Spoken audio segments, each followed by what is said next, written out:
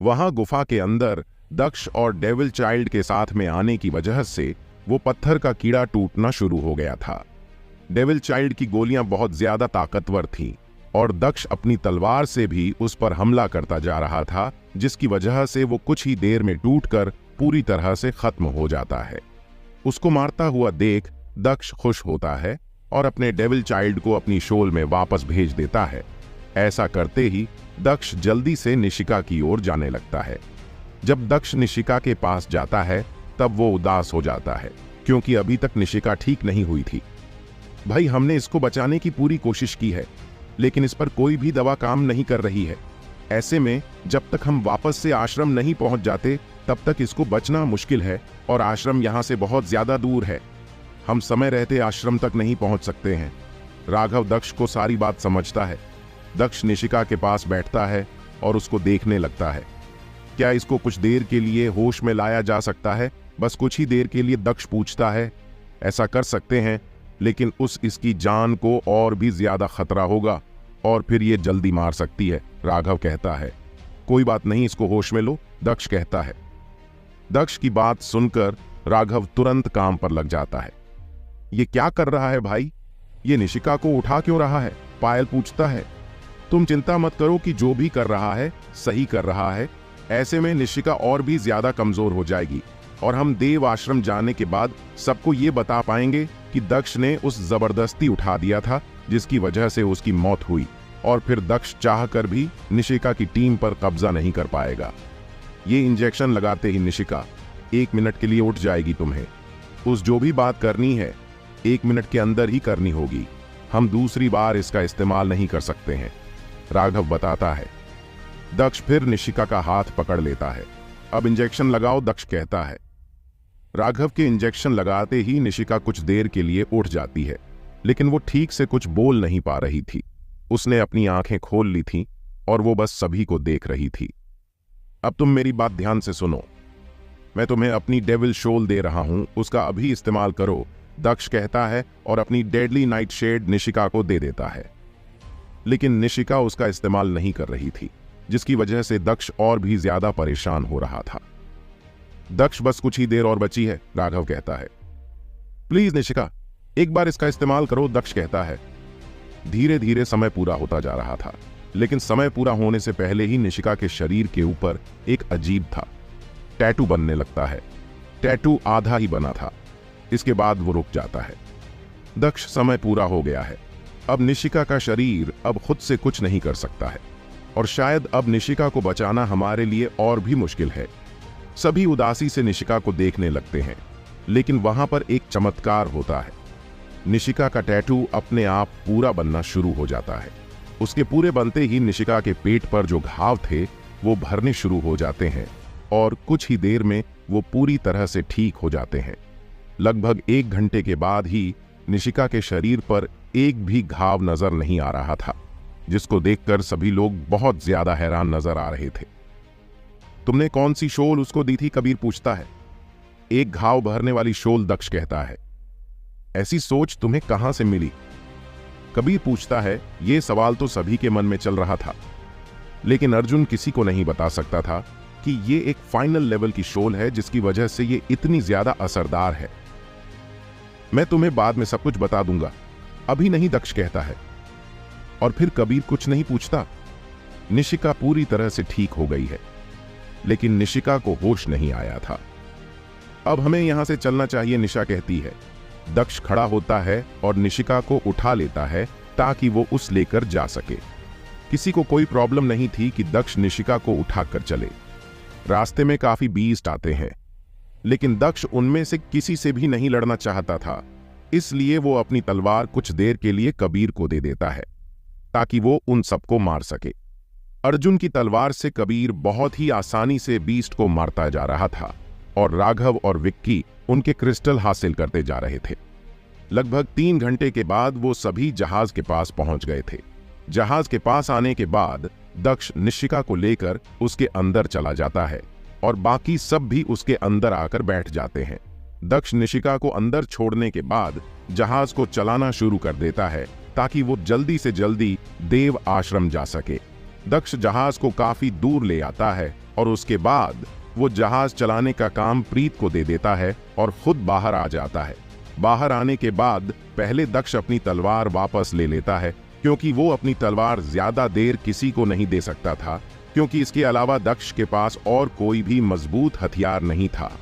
कबीर दक्ष को उसकी तलवार वापस करते हुए कहता है, तुम्हारी तलवार सच में बहुत ज्यादा मजबूत है, इसको इस्तेमाल करके किसी की भी ताकत कई गुना ज्यादा हो सकती है। दक्ष उसकी बात पर कोई जवाब नहीं देता और बस अपनी तलवार लेकर सबके साथ जाकर बैठ जाता है। वो शोल अभी भी निशिका के पास ही थी और उस ठीक कर रही थी। उस बीस्ट की वजह से निशिका काफी ज्यादा घायल हो गई थी और उस ठीक होने में समय लग रहा था। शोल ने पहले उस बाहर से ठीक किया ताकि उसका खून और ज्यादा न बहे, और अब वो उस अंदर से ठीक कर रहा था। दक्ष ये बात सोच रहा था कि उसने जल्दबाजी में निशिका की जान बचाने के लिए वो शोल दे देती, लेकिन एक बार उसके होश में आने के बाद अगर वो उसका नाम और उसके बारे में पढ़ेगी तब उस पता चल जाएगा कि वो एक फाइनल लेवल की शोल है जो दक्ष ने उस दी है। इसी के साथ ये राज भी खुल जाएगा कि फाइनल लेवल के बीच मौजूद है। लेकिन फिर दक्ष कुछ भी नहीं कर सकता था और वो बस निशिका के उठने का इंतजार करता है ताकि वो उससे बात करके उस समझा सके कि कुछ समय के लिए इस बारे में वो किसी को भी ना बताएं। किस्मत से उनको आधे रास्ते तक कोई भी बीस्ट नहीं मिलता है और बाद में जो भी मिलते हैं उनको दक्ष पानी के अंदर जाकर बड़ी ही आसानी से हरा देता है। इस मिशन के अंदर जब दक्ष अपने सिस्टम को खोल कर देखता है तब वो काफी ज्यादा खुश नजर आने लगता है, क्योंकि उसकी स्क्रीन पर जो नंबर थे वो बहुत अच्छे नजर आ रहे थे। दक्ष उसको कई बार देखा है। Daksh Sharma level 1 points, 100 out of 100 level 2 points, 100 out on of 100, 100 level 3 points, 100 out on of 100 level 4 points, 100 out on of 100 level 5 points, 100 out on of 100 final level points, 51 out on of 100 कोई शक्ति खुली नहीं है। दक्ष इनको देखकर काफी ज्यादा खुश था। उसने इस मिशन पर अपने सभी पॉइंट्स पूरे कर लिए थे और अब उस बस फाइनल लेवल के बीच ही चाहिए थे जिनको मार के वो अपनी इस गिनती को भी पूरा कर ले और बाद में इवॉल्व हो सके। इस मिशन में उनको बहुत ज्यादा क्रिस्टल हासिल हुए थे, जिसकी वजह से कबीर, निशा, राघव, विक्की, प्रीत, पूजा, राजेश और पायल ने भी अपने लेवल 5 तक के सभी पॉइंट्स पूरे कर लिए थे और वो जाते ही खुद को इवॉल्व करने वाले थे। सभी पॉइंट्स तो दक्ष ने भी पूरे कर लिए थे, लेकिन दक्ष इतनी जल्दी खुद कोई बोल नहीं करना चाहता था। उसके लिए अभी भी थोड़ा काम बाकी था। तुमने सही कहा था यार, इस सफर पर आना हमारे लिए बहुत ज्यादा फायदेमंद हुआ है और हम और भी ज्यादा मजबूत बन गए हैं, विक्की कहता है। विक्की की बात सुन के दक्ष बस मुस्कुराता है और कुछ नहीं बोलना। अब तुम ये बताओ कि उस शोल का क्या चक्कर है, विक्की पूछता है। वहां पर पायल और राजेश नहीं थे, इसलिए दक्ष को बताने में कोई प्रॉब्लम नहीं थी। इसलिए वो उनको कहता है कि वो एक लेवल 5 की डेविल शोल है जो उस काली रेगिस्तान में मिली थी। वो रेगिस्तान बहुत ज्यादा बड़ा था। अगर दक्ष ये बात सबको बता भी देता है कि वो शोल उस वहां पर मिली है, तब भी कोई भी वहां पर जाकर उस जैसी शोल नहीं ढूंढ सकता है और ये जरूरी भी नहीं है कि उस बीस्ट से वही शोल हासिल हो। कमल की बात है यार, तुम्हें आए हुए 1 साल भी पूरा नहीं हुआ है और तुम सबसे ज्यादा मजबूत हो गए हो। शायद तुम्हारी किस्मत बहुत ज्यादा अच्छी है, राघव कहता है। दक्ष बस स्माइल करता है और कुछ नहीं बोलना। कुछ दिन के सफर के बाद वो समुद्र से बाहर निकल जाते हैं। समुद्र से बाहर निकालने के बाद भी निशिका को होश नहीं आया था, इसलिए दक्ष को निशिका को उठाकर ही देव आश्रम तक लेकर जाना पड़ा रहा था।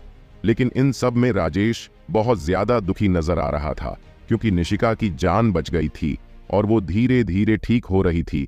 ऐसे में वो उसकी जगह नहीं ले सकता था और ये सब दक्ष की वजह से हुआ था। समुद्र से बाहर जब वो जंगल के रास्ते देव आश्रम की ओर जा रहे थे, तब एक कुत्ते जैसे बीस्ट उन पर हमला करने के लिए आ जाते हैं। उनके 6 पर थे और एक लंबी पूंछ थी जो किसी छुरी के जैसे नजर आ रही थी। उस ग्रुप में 20 से ज्यादा बीस्ट मौजूद थे, इसलिए सभी उनका सामना करने के लिए लग जाते हैं। लेकिन दक्ष के हाथ में निशिका थी, इसलिए वो उस नहीं छोड़ सकता था। दक्ष सबकी मदद के लिए डेविल चाइल्ड को बुलाता है और डेविल चाइल्ड आते ही उन बीस्ट पर अपनी गोलियों से हमला करना शुरू कर देता है। डेविल चाइल्ड की एक गोली एक बीस्ट को मरने के लिए काफी थी। सबको उन बीस्ट से लड़ने में मुश्किल हो रही थी, लेकिन जब सबने देखा कि दक्ष की शोल सबको इतनी आसानी से मार पा रही है तो सभी हैरान हो गए थे, लेकिन वो कुछ कर नहीं सकते थे। और ना ही दक्ष ने अभी तक अपनी शोल के बारे में उनको कुछ भी बताया था। उनके पास वही जानकारी थी जो निशा ने सबको बताई थी, और वो जानकारी बहुत ज्यादा कम थी।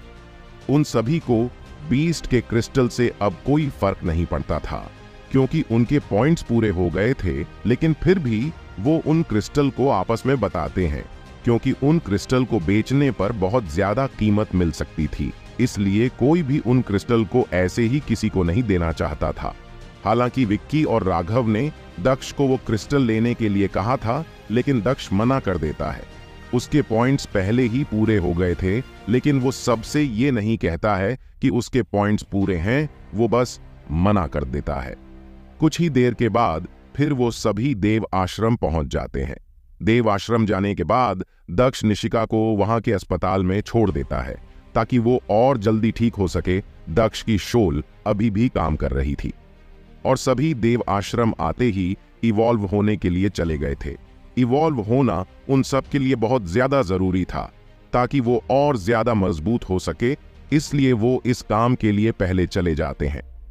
निशिका को अभी तक होश नहीं आया था, जिसकी वजह से दक्ष के पास जो क्रिस्टल थे वो उनको बेचने का फैसला करता है और बाजार में घूम घूम कर देखने लगता है कि कौन है जो उन क्रिस्टल को सबसे महंगे दाम में खरीद सकता है। कुछ देर घूमने के बाद दक्ष को एक दुकान मिल जाती है जिस पर वो अपने क्रिस्टल बेच सकता था। वो दुकानदार इतने सारे क्रिस्टल देख के हैरान हो जाता है, क्योंकि आज से पहले किसी ने भी इतने क्रिस्टल एक साथ नहीं बेचे थे। दक्ष को उन क्रिस्टल के अंदर की शोल से कोई फर्क नहीं पड़ता था। अगर दक्ष बस उनको क्रिस्टल की गोलियां देता है तो उसकी कीमत कम हो जाएगी, और अगर वो क्रिस्टल के साथ देता है तो उसकी कीमत 3 गुना ज्यादा होगी। तो बताओ, तुम इन क्रिस्टलों को किसी कीमत पर लगे? दक्ष पूछता है। मैं इतनी सारी क्रिस्टल तू एक साथ नहीं ले सकता हूं।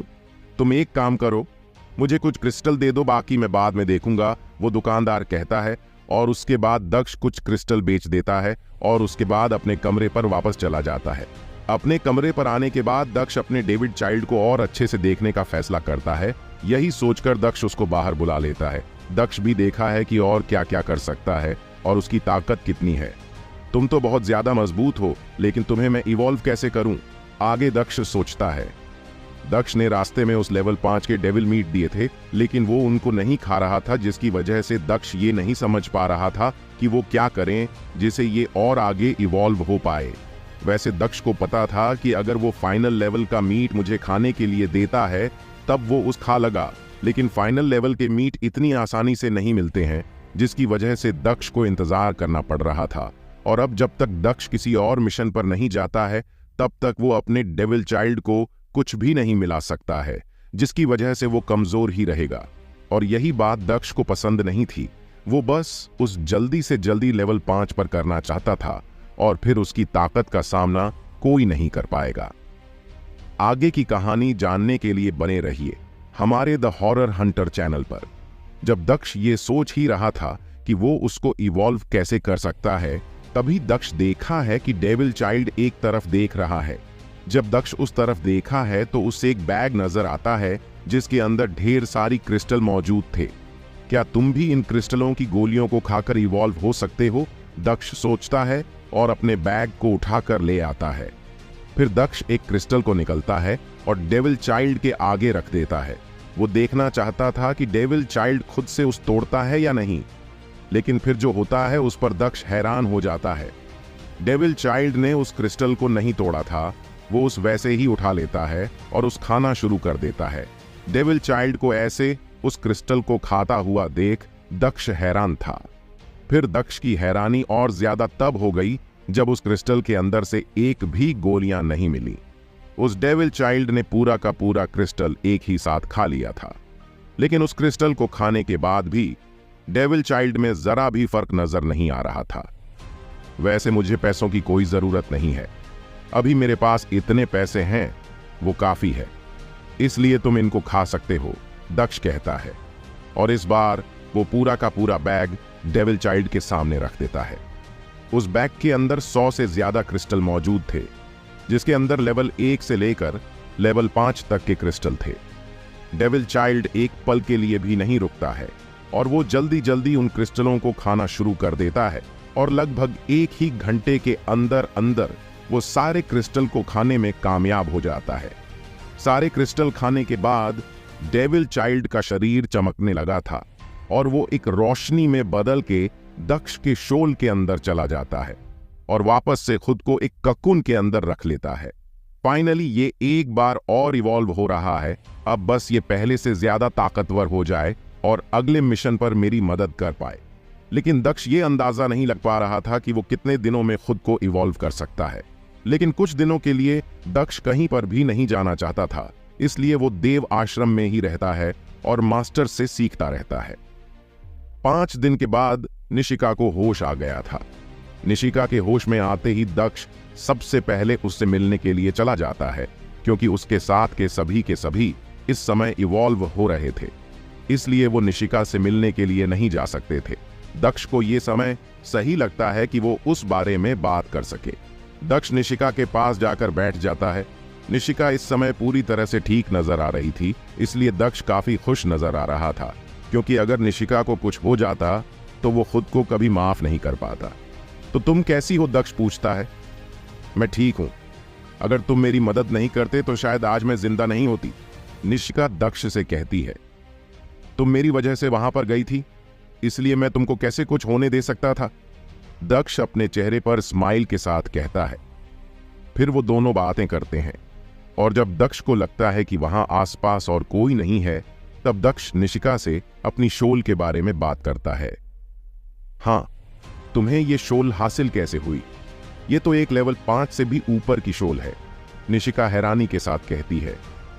ये उस पेड़ की शोल है जिससे हम पिछली बार लड़े थे, उस रेगिस्तान में, दक्ष कहता है। तो तुमने अभी तक किसी को बताया क्यों नहीं? निशिका पूछता है। इसका नाम इतना ज्यादा अजीब है और ये खुद से कुछ भी नहीं करती थी, इसलिए काफी समय तक तो मुझे पता ही नहीं था कि ये करती क्या है। लेकिन मुझे फिर पता चला कि ये उस पेड़ के जैसे घाव को ठीक कर सकती है, इसीलिए मैंने ये शोल तुम्हें दी ताकि तुम ठीक हो सको, दक्ष कहता है। तो ऐसी बात है, फिर अब तुम इसके बारे में सबको बता सकते हो। ये तो बहुत बड़ी खोज है, आज से पहले ऐसी चीज किसी को नहीं मिली, और इसके साथ ही सभी को फाइनल लेवल के बारे में भी पता चल जाएगा और इसके साथ ही लोग अपने आप को और ज्यादा मजबूत कर पाएंगे।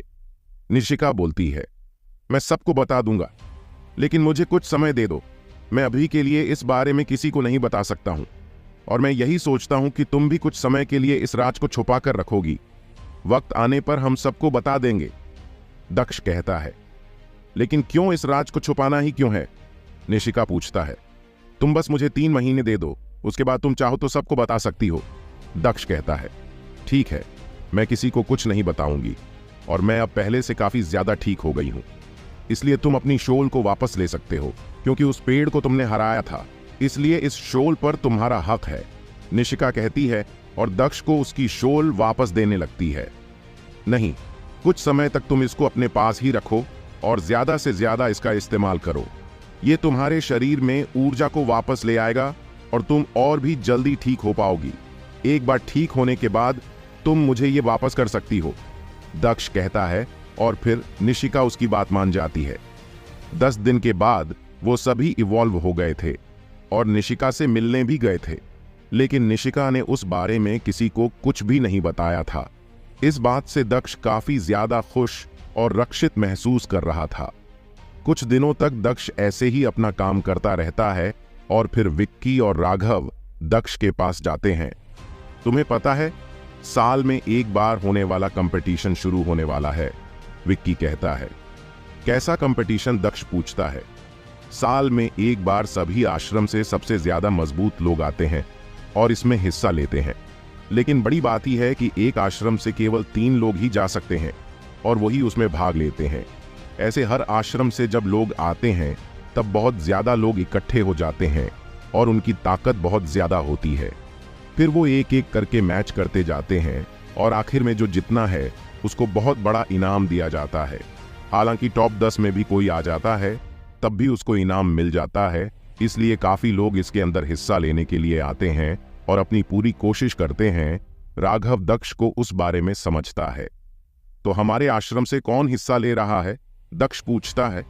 हमारे आश्रम में 3 ग्रुप बने हुए हैं और उन तीनों में से विक्रम राठौर और बहादुर सिंह ने इसमें भाग लेने का फैसला किया है और अभी तक निशिका ने इसमें भाग नहीं लिया है और ना ही उसने अपने किसी साथी को इसके अंदर भेजने का फैसला किया है, जिसकी वजह से इसमें अभी तक 2 ही लोग गए हैं। हमारी तरफ से एक अभी भी बाकी है। राघव कहता है।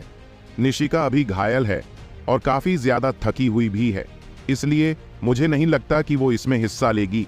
अगर वो इसमें हिस्सा लेती भी है तब भी वो इसके अंदर जीत नहीं पाएगी, विक्की कहता है। तो मैं इसमें हिस्सा लूं? तो दक्ष अपने चेहरे पर स्माइल के साथ कहता है। उन टॉप 10 में मिलने वाले इनाम से मतलब था जो दक्ष को काफी ज्यादा अच्छे लग रहे थे। अभी तक तुम तो इवॉल्व भी नहीं हुए हो, ऐसे में तुम्हारा उसके अंदर जाना ठीक नहीं होगा, विक्की कहता है। निशिका ने मुझे बताया था कि इवॉल्व होने के बाद शरीर कमजोर हो जाता है, इसलिए इवॉल्व होने के तुरंत बाद कोई भी उसमें हिस्सा नहीं ले सकता है। ऐसे में हमारे ग्रुप में जो सबसे ज्यादा ताकतवर था, यानी कि राजेश गोइंका, वो इसमें हिस्सा नहीं ले पाएगा और ना ही प्रीत भी। ऐसे में मैं इसमें भाग लूं तो क्या दिक्कत है? दक्ष कहता है। दिक्कत है, इस टूर्नामेंट के अंदर बहुत ज्यादा लोग मारे जाते हैं। ऐसे में तुम्हारा इसके अंदर हिस्सा लेना काफी ज्यादा खतरनाक हो सकता है, विक्की कहता है। जो होगा देखा जाएगा, लेकिन एक बार तो मैं इसके अंदर हिस्सा लूंगा ही। पिछली बार मैं इस टूर्नामेंट के होने के कुछ दिन बाद आया था, जिसकी वजह से मैं इसमें हिस्सा नहीं ले पाया था, लेकिन इस बार ऐसा कुछ नहीं होगा। मैं इसमें हिस्सा लूंगा और कोशिश करूंगा कि अपने आश्रम को ऊपर ला सकूं, दक्ष अपने चेहरे पर स्माइल के साथ कहता है। जैसी तुम्हारी मर्जी, विक्की बोलता है और फिर दक्ष निशिका से बात करने के लिए चला जाता है। क्या तुम इस टूर्नामेंट में हिस्सा लेने की सोच रहे हो? तुम जानते भी हो कि यह कितना खतरनाक हो सकता है। अगर तुम्हारा मुकाबला विक्रम राठौड़ या बहादुर सिंह से हो गया तो वो गुस्से में तुम्हें वहां पर मर भी सकते हैं और कोई भी कुछ नहीं कर पाएगा, निशिका कहती है।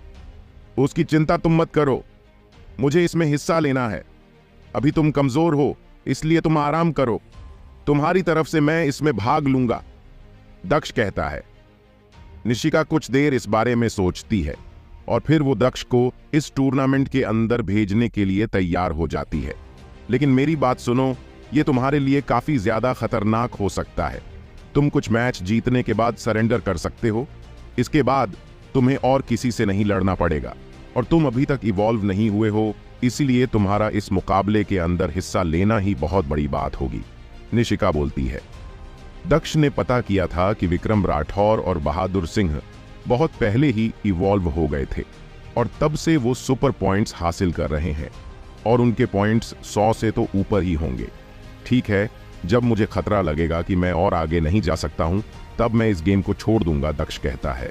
तुम्हें तुम्हारी शोल वापस ले लेनी चाहिए, तुम्हें इस मुकाबले में उसकी जरूरत पड़ेगी, निशिका कहती है और दक्ष को उसकी डेडली नाइट शेड की शोल वापस कर देती है। दक्ष भी उस वापस ले लेता है क्योंकि निशिका पूरी तरह से ठीक हो ही गई थी। ऐसे में उस शोल का उसके पास रहने का कोई मतलब नहीं था। फिर दक्ष उस टूर्नामेंट के बारे में पढ़ने लगता है और जाने लगता है कि उस टूर्नामेंट में क्या कुछ हो सकता है। लेकिन फिर दक्ष एक बात से निराश हो जाता है, वो ये थी कि उस टूर्नामेंट में अपनी किसी भी शोल का इस्तेमाल किया जा सकता था। लेकिन इस वक्त दक्ष की सबसे मजबूत शोल डेविल चाइल्ड इवॉल्व हो रहा था, लेकिन वो अभी तक पूरी तरह से इवॉल्व नहीं हुआ था और दक्ष को नहीं पता था कि उस इवॉल्व होने में कितना समय लगेगा। इसलिए दक्ष उस टूर्नामेंट के अंदर डेविल चाइल्ड का इस्तेमाल नहीं कर सकता था और दक्ष की दूसरी सबसे मजबूत शोल स्पेशल ड्रैगन दक्ष को छोड़कर चला गया था। उसके जाने के कुछ समय के बाद ही दक्ष के सिस्टम से उसका नाम गायब हो गया था। इसका मतलब यह था कि वो उसकी शोल नहीं रही थी और दक्ष के साथ ड्रैगन का जो भी कनेक्शन था वो टूट गया था। ऐसे में अब उसका वापस आना असंभव है, ये बात दक्ष जानता था। लेकिन जब विक्रम राठौर और बहादुर सिंह को यह पता चलता है कि निशिका की टीम से दक्ष इसमें हिस्सा लेने वाला है, तब वो काफी ज्यादा खुश हो जाते हैं क्योंकि उनको दक्ष से बदला लेना था और इस टूर्नामेंट से अच्छा मौका उनको और कहीं पर भी नहीं मिलने वाला था। ये टूर्नामेंट काफी बड़ा होने वाला था क्योंकि ये साल में केवल एक ही बार होता है और इस टूर्नामेंट में अलग अलग जगह से लोग आने वाले थे, जिनमें से कुछ तो विक्रम राठौर और बहादुर सिंह की दोस्त थे और वो उनको बोलकर दक्ष को आसानी से मरवा सकते थे। लेकिन दक्ष को इस बात से कोई फर्क नहीं पड़ता था कि विक्रम राठौर और बहादुर सिंह उसके बारे में क्या सोचते हैं। वो तो बस अपने आप को और ज्यादा मजबूत बनाना चाहता था और इस टूर्नामेंट के अंदर उस काफी कुछ सीखने को ही मिलेगा, ये बात दक्ष जानता था। दक्ष का डेविल कवच अभी तक ठीक नहीं हुआ था, इसीलिए वो उसका इस्तेमाल नहीं कर सकता था। इस मैच में हिस्सा लेने के लिए दक्ष ने निशिका से उसका कवच कुछ समय के लिए उधार ले लिया था ताकि वो उसमें हिस्सा ले सके। निशिका का कवच एक लेवल 5 का डेविल कर था जो काफी ज्यादा मजबूत नजर आ रहा था और दक्ष अपने कवच का इस्तेमाल करना भी नहीं चाहता था क्योंकि इसका इस्तेमाल करने पर काफी लोगों को ये पता चल जाएगा कि दक्ष गेम के अंदर इसी कवच का इस्तेमाल करता है और काफी उसके दुश्मन इस मैच में उस मारने की कोशिश करेंगे। हालांकि गेम के अंदर जब भी दक्ष अपने कवच का इस्तेमाल करता था तब उसके कवच का रंग थोड़ा सा और गहरा हो जाता था, जिसकी वजह से उस एक बार में पहचान काफी ज्यादा मुश्किल था। लेकिन ठीक से देखने पर कोई भी बता सकता था कि दक्ष का कवच और गेम के अंदर इस्तेमाल होने वाला कवच एक ही है। दक्ष इतने समय से किसी के साथ भी गेम के अंदर मुकाबला नहीं किया था, जिसकी वजह से लोग धीरे धीरे उसको भूलने लगे थे और इस बात से दक्ष काफी ज्यादा खुश था। दक्ष जितना हो सके उतना अपने आप को सबसे छुपाना चाहता था ताकि कोई भी उसका दुश्मन ना बने और वो बड़ी ही आसानी से अपने आप को मजबूत बनाते रहे। दक्ष हर रोज गेम के अंदर जाता था, लेकिन इसलिए नहीं कि उस किसी से गेम खेलना था, वो बस गेम के अंदर मास्टर से सीखने के लिए जाता था। एक बार मास्टर से सीखने के बाद दक्ष गेम से बाहर आ जाता था। इतने दिनों में दक्ष ने मास्टर से काफी कुछ सीख लिया था और वो उसका इस्तेमाल इस टूर्नामेंट के अंदर करने वाला था। आगे की कहानी जानने के लिए बने रहिए हमारे द हॉरर हंटर चैनल पर। जब दक्ष ये सोच ही रहा था कि वो उसको इवॉल्व कैसे कर सकता है, तभी दक्ष देखा है कि डेविल चाइल्ड एक तरफ देख रहा है। जब दक्ष उस तरफ देखा है तो उस एक बैग नजर आता है जिसके अंदर ढेर सारी क्रिस्टल मौजूद थे। क्या तुम भी इन क्रिस्टलों की गोलियों को खाकर इवॉल्व हो सकते हो? दक्ष सोचता है और अपने बैग को उठाकर ले आता है। फिर दक्ष एक क्रिस्टल को निकलता है और डेविल चाइल्ड के आगे रख देता है। वो देखना चाहता था कि डेविल चाइल्ड खुद से उस तोड़ता है या नहीं, लेकिन फिर जो होता है उस पर दक्ष हैरान हो जाता है। डेविल चाइल्ड ने उस क्रिस्टल को नहीं तोड़ा था, वो उस वैसे ही उठा लेता है और उस खाना शुरू कर देता है। डेविल चाइल्ड को ऐसे उस क्रिस्टल को खाता हुआ देख दक्ष हैरान था।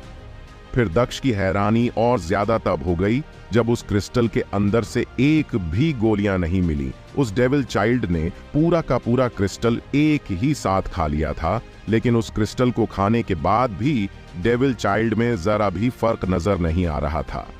वैसे मुझे पैसों की कोई जरूरत नहीं है, अभी मेरे पास इतने पैसे हैं वो काफी है, इसीलिए तुम इनको खा सकते हो, दक्ष कहता है और इस बार वो पूरा का पूरा बैग डेविल चाइल्ड के सामने रख देता है। उस बैग के अंदर 100 से ज्यादा क्रिस्टल मौजूद थे, जिसके अंदर लेवल 1 से लेकर लेवल 5 तक के क्रिस्टल थे। डेविल चाइल्ड एक पल के लिए भी नहीं रुकता है और वो जल्दी जल्दी उन क्रिस्टलों को खाना शुरू कर देता है और लगभग एक ही घंटे के अंदर अंदर वो सारे क्रिस्टल को खाने में कामयाब हो जाता है। सारे क्रिस्टल खाने के बाद डेविल चाइल्ड का शरीर चमकने लगा था और वो एक रोशनी में बदल के दक्ष के शोल के अंदर चला जाता है और वापस से खुद को एक ककुन के अंदर रख लेता है। फाइनली ये एक बार और इवॉल्व हो रहा है। अब बस ये पहले से ज्यादा ताकतवर हो जाए और अगले मिशन पर मेरी मदद कर पाए। लेकिन दक्ष ये अंदाजा नहीं लग पा रहा था कि वो कितने दिनों में खुद को इवॉल्व कर सकता है। लेकिन कुछ दिनों के लिए दक्ष कहीं पर भी नहीं जाना चाहता था, इसलिए वो देव आश्रम में ही रहता है और मास्टर से सीखता रहता है। 5 दिन के बाद निशिका को होश आ गया था। निशिका के होश में आते ही दक्ष सबसे पहले उससे मिलने के लिए चला जाता है क्योंकि उसके साथ के सभी इस समय इवॉल्व हो रहे थे, इसलिए वो निशिका से मिलने के लिए नहीं जा सकते थे। दक्ष को ये समय सही लगता है कि वो उस बारे में बात कर सके। दक्ष निशिका के पास जाकर बैठ जाता है। निशिका इस समय पूरी तरह से ठीक नजर आ रही थी, इसलिए दक्ष काफी खुश नजर आ रहा था, क्योंकि अगर निशिका को कुछ हो जाता तो वो खुद को कभी माफ नहीं कर पाता। तो तुम कैसी हो? दक्ष पूछता है। मैं ठीक हूं, अगर तुम मेरी मदद नहीं करते तो शायद आज मैं जिंदा नहीं होती, निशिका दक्ष से कहती है। तुम मेरी वजह से वहां पर गई थी, इसलिए मैं तुमको कैसे कुछ होने दे सकता था, दक्ष अपने चेहरे पर स्माइल के साथ कहता है। फिर वो दोनों बातें करते हैं, और जब दक्ष को लगता है कि वहां आसपास और कोई नहीं है, तब दक्ष निशिका से अपनी शोल के बारे में बात करता है। हाँ, तुम्हें ये शोल हासिल कैसे हुई? ये तो एक लेवल 5 से भी ऊपर की शोल है, निशिका हैरानी के साथ कहती है। ये उस पेड़ की शोल है जिससे हम पिछली बार लड़े थे उस रेगिस्तान में, दक्ष कहता है। तो तुमने अभी तक किसी को बताया क्यों नहीं? निशिका पूछता है। इसका नाम इतना ज्यादा अजीब है और ये खुद से कुछ भी नहीं करती थी, इसलिए काफी समय तक तो मुझे पता ही नहीं था कि ये करती क्या है, लेकिन मुझे फिर पता चला कि ये उस पेड़ के जैसे घाव को ठीक कर सकती है, इसीलिए मैंने ये शोल तुम्हें दी ताकि तुम ठीक हो सको, दक्ष कहता है। तो ऐसी बात है, फिर अब तुम इसके बारे में सबको बता सकते हो। ये तो बहुत बड़ी खोज है, आज से पहले ऐसी चीज किसी को नहीं मिली, और इसके साथ ही सभी को फाइनल लेवल के बारे में भी पता चल जाएगा, और इसके साथ ही लोग अपने आप को और ज्यादा मजबूत कर पाएंगे, निशिका बोलती है। मैं सबको बता दूंगा, लेकिन मुझे कुछ समय दे दो। मैं अभी के लिए इस बारे में किसी को नहीं बता सकता हूं, और मैं यही सोचता हूं कि तुम भी कुछ समय के लिए इस राज्य को छुपा कर रखोगी, वक्त आने पर हम सबको बता देंगे, दक्ष कहता है। लेकिन क्यों? इस राज्य को छुपाना ही क्यों है? निशिका पूछता है। तुम बस मुझे 3 महीने दे दो, उसके बाद तुम चाहो तो सबको बता सकती हो, दक्ष कहता है। ठीक है, मैं किसी को कुछ नहीं बताऊंगी, और मैं अब पहले से काफी ज्यादा ठीक हो गई हूं, इसलिए तुम अपनी शोल को वापस ले सकते हो, क्योंकि उस पेड़ को तुमने हराया था, इसलिए इस शोल पर तुम्हारा हक है, निशिका कहती है, और दक्ष को उसकी शोल वापस देने लगती है। नहीं, कुछ समय तक तुम इसको अपने पास ही रखो और ज्यादा से ज्यादा इसका इस्तेमाल करो, ये तुम्हारे शरीर में ऊर्जा को वापस ले आएगा और तुम और भी जल्दी ठीक हो पाओगी। एक बार ठीक होने के बाद तुम मुझे ये वापस कर सकती हो, दक्ष कहता है, और फिर निशिका उसकी बात मान जाती है। 10 दिन के बाद वो सभी इवॉल्व हो गए थे और निशिका से मिलने भी गए थे, लेकिन निशिका ने उस बारे में किसी को कुछ भी नहीं बताया था। इस बात से दक्ष काफी ज्यादा खुश और रक्षित महसूस कर रहा था। कुछ दिनों तक दक्ष ऐसे ही अपना काम करता रहता है, और फिर विक्की और राघव दक्ष के पास जाते हैं। तुम्हें पता है, साल में एक बार होने वाला कंपटीशन शुरू होने वाला है, विक्की कहता है। कैसा कंपटीशन? दक्ष पूछता है। साल में एक बार सभी आश्रम से सबसे ज्यादा मजबूत लोग आते हैं और इसमें हिस्सा लेते हैं, लेकिन बड़ी बात ही है कि एक आश्रम से केवल 3 लोग ही जा सकते हैं और वो ही उसमें भाग लेते हैं। ऐसे हर आश्रम से जब लोग आते हैं तब बहुत ज्यादा लोग इकट्ठे हो जाते हैं और उनकी ताकत बहुत ज्यादा होती है। फिर वो एक एक करके मैच करते जाते हैं और आखिर में जो जितना है उसको बहुत बड़ा इनाम दिया जाता है। हालांकि टॉप 10 में भी कोई आ जाता है तब भी उसको इनाम मिल जाता है, इसलिए काफी लोग इसके अंदर हिस्सा लेने के लिए आते हैं और अपनी पूरी कोशिश करते हैं। राघव दक्ष को उस बारे में समझता है। तो हमारे आश्रम से कौन हिस्सा ले रहा है? दक्ष पूछता है। हमारे आश्रम में 3 ग्रुप बने हुए हैं और उन तीनों में से विक्रम राठौर और बहादुर सिंह ने इसमें भाग लेने का फैसला किया है, और अभी तक निशिका ने इसमें भाग नहीं लिया है और ना ही उसने अपने किसी साथी को इसके अंदर भेजने का फैसला किया है, जिसकी वजह से इसमें अभी तक 2 ही लोग गए हैं। हमारी तरफ से 1 अभी भी बाकी है, राघव कहता है। निशिका अभी घायल है और काफी ज्यादा थकी हुई भी है, इसलिए मुझे नहीं लगता कि वो इसमें हिस्सा लेगी। अगर वो इसमें हिस्सा लेती भी है तब भी वो इसके अंदर जीत नहीं पाएगी, विक्की कहता है। तो मैं इसमें हिस्सा लूं? तो दक्ष अपने चेहरे पर स्माइल के साथ कहता है। उन टॉप 10 में मिलने वाले इनाम से मतलब था जो दक्ष को काफी ज्यादा अच्छे लग रहे थे। अभी तक तुम तो इवॉल्व भी नहीं हुए हो, ऐसे में तुम्हारा उसके अंदर जाना ठीक नहीं होगा, विक्की कहता है। निशिका ने मुझे बताया था कि इवॉल्व होने के बाद शरीर कमजोर हो जाता है, इसलिए इवॉल्व होने के तुरंत बाद कोई भी उसमें हिस्सा नहीं ले सकता है। ऐसे में हमारे ग्रुप में जो सबसे ज्यादा ताकतवर था, यानी कि राजेश गोइंका, वो इसमें हिस्सा नहीं ले पाएगा और ना ही प्रीत भी। ऐसे में मैं इसमें भाग लूं तो क्या दिक्कत है? दक्ष कहता है। दिक्कत है, इस टूर्नामेंट के अंदर बहुत ज्यादा लोग मारे जाते हैं। ऐसे में तुम्हारा इसके अंदर हिस्सा लेना काफी ज्यादा खतरनाक हो सकता है। विक्की कहता है। जो होगा देखा जाएगा, लेकिन एक बार तो मैं इसके अंदर हिस्सा लूंगा ही।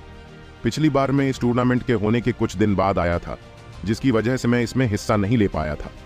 लेकिन इस बार ऐसा कुछ नहीं होगा। मैं इसमें हिस्सा लूंगा और कोशिश करूंगा कि अपने आश्रम को ऊपर ला सकूं। दक्ष अपने चेहरे पर स्माइल के साथ कहता है। जैसी तुम्हारी मर्जी, विक्की बोलता है। और फिर दक्ष निशिका से बात करने के लिए चला जाता है। क्या तुम इस टूर्नामेंट में हिस्सा लेने की सोच रहे हो? तुम जानते भी हो कि यह कितना खतरनाक हो सकता है। अगर तुम्हारा मुकाबला विक्रम राठौड़ या बहादुर सिंह से हो गया तो वो गुस्से में तुम्हें वहां पर मर भी सकते हैं और कोई भी कुछ नहीं कर पाएगा, निशिका कहती है। उसकी चिंता तुम मत करो, मुझे इसमें हिस्सा लेना है। अभी तुम कमजोर हो, इसलिए तुम आराम करो। तुम्हारी तरफ से मैं इसमें भाग लूंगा, दक्ष कहता है। निशिका कुछ देर इस बारे में सोचती है और फिर वो दक्ष को इस टूर्नामेंट के अंदर भेजने के लिए तैयार हो जाती है। लेकिन मेरी बात सुनो, ये तुम्हारे लिए काफी ज्यादा खतरनाक हो सकता है। तुम कुछ मैच जीतने के बाद सरेंडर कर सकते हो। इसके बाद तुम्हें और किसी से नहीं लड़ना पड़ेगा और तुम अभी तक इवॉल्व नहीं हुए हो, इसीलिए तुम्हारा इस मुकाबले के अंदर हिस्सा लेना ही बहुत बड़ी बात होगी, निशिका बोलती है। दक्ष ने पता किया था कि विक्रम राठौर और बहादुर सिंह बहुत पहले ही इवॉल्व हो गए थे और तब से वो सुपर पॉइंट्स हासिल कर रहे हैं और उनके पॉइंट्स 100 से तो ऊपर ही होंगे। ठीक है, जब मुझे खतरा लगेगा कि मैं और आगे नहीं जा सकता हूं, तब मैं इस गेम को छोड़ दूंगा, दक्ष कहता है। तुम्हें तुम्हारी शोल वापस ले लेनी चाहिए। तुम्हें इस मुकाबले में उसकी जरूरत पड़ेगी, निशिका कहती है और दक्ष को उसकी डेडली नाइट शेड की शोल वापस कर देती है। दक्ष भी उस वापस ले लेता है क्योंकि निशिका पूरी तरह से ठीक हो ही गई थी। ऐसे में उस शोल का उसके पास रहने का कोई मतलब नहीं था। फिर दक्ष उस टूर्नामेंट के बारे में पढ़ने लगता है और जाने लगता है कि उस टूर्नामेंट में क्या कुछ हो सकता है। लेकिन फिर दक्ष एक बात से निराश हो जाता है। वो ये थी कि उस टूर्नामेंट में अपनी किसी भी शोल का इस्तेमाल किया जा सकता था। लेकिन इस वक्त दक्ष की सबसे मजबूत शोल डेविल चाइल्ड इवॉल्व हो रहा था, लेकिन वो अभी तक पूरी तरह से इवॉल्व नहीं हुआ था और दक्ष को नहीं पता था कि उस इवॉल्व होने में कितना समय लगेगा। इसलिए दक्ष उस टूर्नामेंट के अंदर डेविल चाइल्ड का इस्तेमाल नहीं कर सकता था और दक्ष की दूसरी सबसे मजबूत शोल स्पेशल ड्रैगन दक्ष को छोड़कर चला गया था। उसके जाने के कुछ समय के बाद ही दक्ष के सिस्टम से उसका नाम गायब हो गया था। इसका मतलब ये था कि वो उसकी शोल नहीं रही थी और दक्ष के साथ ड्रैगन का जो भी कनेक्शन था वो टूट गया था। ऐसे में अब उसका वापस आना असंभव है, ये बात दक्ष जानता था। लेकिन जब विक्रम राठौर और बहादुर सिंह को यह पता चलता है कि निशिका की टीम से दक्ष इसमें हिस्सा लेने वाला है, तब वो काफी ज्यादा खुश हो जाते हैं क्योंकि उनको दक्ष से बदला लेना था और इस टूर्नामेंट से अच्छा मौका उनको और कहीं पर भी नहीं मिलने वाला था। ये टूर्नामेंट काफी बड़ा होने वाला था क्योंकि ये साल में केवल एक ही बार होता है और इस टूर्नामेंट में अलग अलग जगह से लोग आने वाले थे, जिनमें से कुछ तो विक्रम राठौर और बहादुर सिंह की दोस्त थे और वो उनको बोलकर दक्ष को आसानी से मरवा सकते थे। लेकिन दक्ष को इस बात से कोई फर्क नहीं पड़ता था कि विक्रम राठौर और बहादुर सिंह उसके बारे में क्या सोचते हैं। वो तो बस अपने आप को और ज्यादा मजबूत बनाना चाहता था और इस टूर्नामेंट के अंदर उस काफी कुछ सीखने को ही मिलेगा। ये बात दक्ष जानता था। दक्ष का डेविल कवच अभी तक ठीक नहीं हुआ था, इसीलिए वो उसका इस्तेमाल नहीं कर सकता था। इस मैच में हिस्सा लेने के लिए दक्ष ने निशिका से उसका कवच कुछ समय के लिए उधार ले लिया था ताकि वो उसमें हिस्सा ले सके। निशिका का कवच एक लेवल 5 का डेविल कर था जो काफी ज्यादा मजबूत नजर आ रहा था और दक्ष अपने कवच का इस्तेमाल करना भी नहीं चाहता था क्योंकि इसका इस्तेमाल करने पर काफी लोगों को ये पता चल जाएगा कि दक्ष गेम के अंदर इसी कवच का इस्तेमाल करता है और काफी उसके दुश्मन इस मैच में उस मारने की कोशिश करेंगे। हालांकि गेम के अंदर जब भी दक्ष अपने कवच का इस्तेमाल करता था तब उसके कवच का रंग थोड़ा सा और गहरा हो जाता था, जिसकी वजह से उस एक बार में पहचान काफी ज्यादा मुश्किल था। लेकिन ठीक से देखने पर कोई भी बता सकता था कि दक्ष का कवच और गेम के अंदर इस्तेमाल होने वाला कवच एक ही है। दक्ष इतने समय से किसी के साथ भी गेम के अंदर मुकाबला नहीं किया था, जिसकी वजह से लोग धीरे धीरे उसको भूलने लगे थे और इस बात से दक्ष काफी ज्यादा खुश था। दक्ष जितना हो सके उतना अपने आप को सबसे छुपाना चाहता था ताकि कोई भी उसका दुश्मन न बने और वो बड़ी ही आसानी से अपने आप को मजबूत बनाते रहे। दक्ष हर रोज गेम के अंदर जाता था, लेकिन इसीलिए नहीं कि उस किसी से गेम खेलना था, वो बस गेम के अंदर मास्टर से सीखने के लिए जाता था। एक बार मास्टर से सीखने के बाद दक्ष गेम से बाहर आ जाता था। इतने दिनों में दक्ष ने मास्टर से काफी कुछ सीख लिया था और वो उसका इस्तेमाल इस टूर्नामेंट के अंदर करने वाला था। आगे की कहानी जानने के लिए बने रहिए हमारे द हॉरर हंटर चैनल पर। फिर टूर्नामेंट शुरू हो जाता है। टूर्नामेंट लाइव होने वाला था, इसलिए पूरे ग्रह पर हर कोई देख सकता था कि इसके अंदर कौन कौन हिस्सा ले रहा है और कौन जीता है। दक्ष की देखना चाहता था कि इस टूर्नामेंट के अंदर सभी कैसे लड़ते हैं, इसलिए वो उनके मैच देखने लगता है।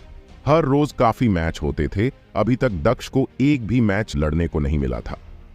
जब उसने ये देखा कि इस टूर्नामेंट में कितने ताकतवर लोग आए हैं, तब वो हैरान हो गया था। फिर दक्ष की नजर एक ऐसे आदमी पर पड़ती है जिसको वो जानता था और एक बार उससे वो लड़ा भी था। ये आदमी और कोई नहीं वो था जिसने गेम के अंदर पहली बार दक्ष से लड़ाई की थी और बिना दक्ष को छुए उस हरा दिया था। दक्ष उसको देखकर काफी ज्यादा हैरान था। उस समय मैं इतना ताकतवर नहीं था, इसलिए इसने मुझे बिना छुए हरा दिया और मुझे ये देखने का भी मौका नहीं मिला कि ये कर क्या सकता है और ये कितना ताकतवर है। लेकिन आज पता चल जाएगा, दक्ष सोचता है। दक्ष को पता चलता है कि उस आदमी का नाम विवेक ओबेरॉय है और वो काफी ज्यादा फेमस भी है। दक्ष सबसे पहले विवेक ओबेरॉय का ही मैच देखने की सोचता है। जब विवेक ओबेरॉय का मैच शुरू होता है तब उसके सामने एक लड़की खड़ी हुई होती है जिसके हाथ में एक तलवार होती है। जैसे ही मैच शुरू होता है, विवेक ओबेरॉय बिना अपनी जगह से हिले हुए उस लड़की को घुटनों पर गिरा देते हैं। वो लड़की खड़े होने की काफी ज्यादा कोशिश करती है, लेकिन वो खड़ी नहीं हो पा रही थी। दक्ष उस लाइव वीडियो में लोगों के कमेंट पढ़ सकता था और वो पढ़ता है कि इस स्किल का नाम सागा मास्टर है। इस स्किल के अंदर कोई भी अपने दिमाग की ताकत से सामने वाले को हरा सकता है। अगर सामने वाला मजबूत हो तब भी वो घुटनों पर आ सकता है। दक्ष इसके बारे में पढ़कर काफी ज्यादा हैरान था, लेकिन जब उसकी नजर उस लड़की पर पड़ती है तब उसकी हालत काफी ज्यादा खराब नजर आ रही थी। लेकिन वो लड़की हार नहीं मानती है और अपनी पूरी ताकत लगाकर अपनी तलवार के सहारे खड़ी हो जाती है। लेकिन इस स्किल की वजह से वो लड़की काफी ज्यादा की हुई नजर आ रही थी।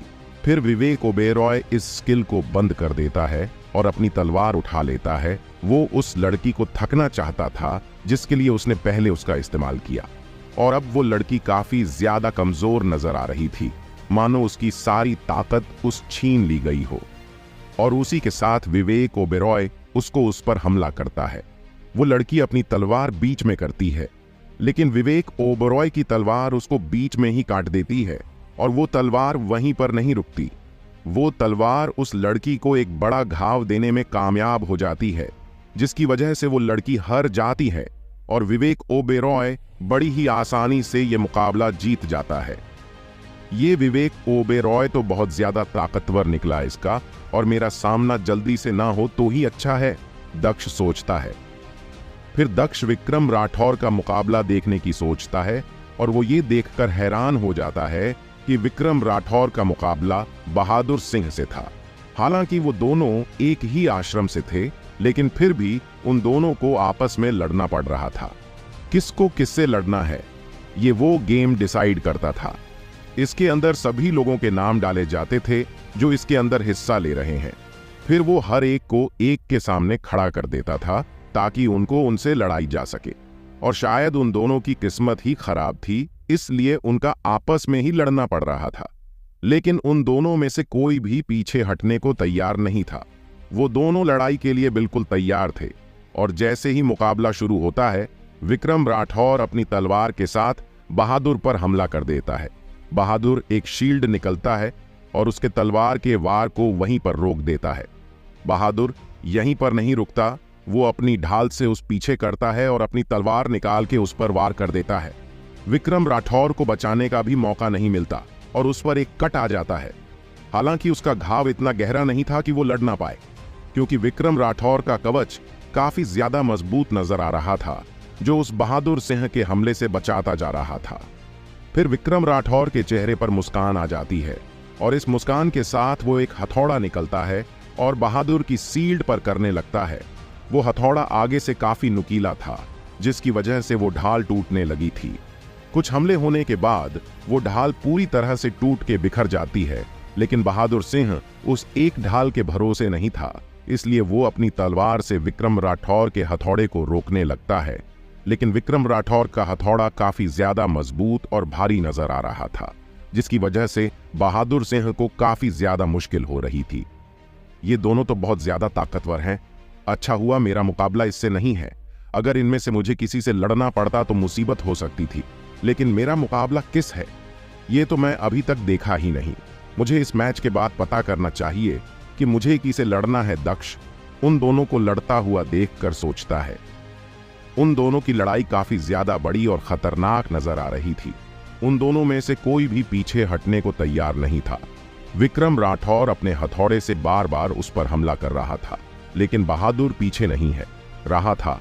वो अपनी तलवार से उस पर हमला कर रहा था और उसने एक छोटा खंजर भी निकाल लिया था, जो वो इस लड़ाई में इस्तेमाल कर रहा था। और मौका देखकर वो छोटा खंजर विक्रम राठौर के पैरों में करने में कामयाब हो जाता है। खंजर लगने की वजह से विक्रम राठौर लड़खड़ा के पीछे हो जाता है और बहादुर सिंह को एक मौका मिल जाता है कि वो उस पर हमला कर सके।